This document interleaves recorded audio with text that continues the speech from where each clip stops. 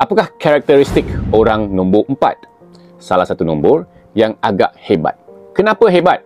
Sebelum tu, jangan lupa untuk follow kalau belum follow, save dan share video ni, dan kemudian komen korang nombor berapa.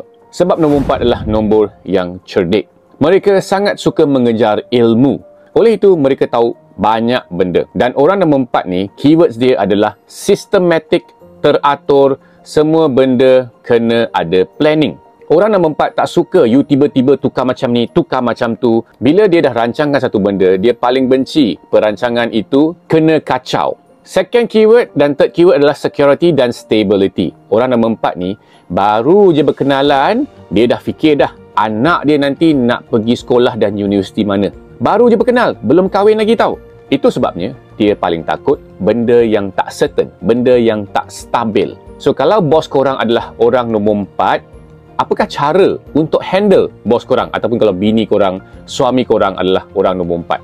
What should you do? Nantikan di video-video yang akan datang, kita ulaskan lagi lebih mendalam tentang nombor 4. Dan nombor 5 pula macam mana? Kita buat di next upcoming video. So, jangan lupa untuk follow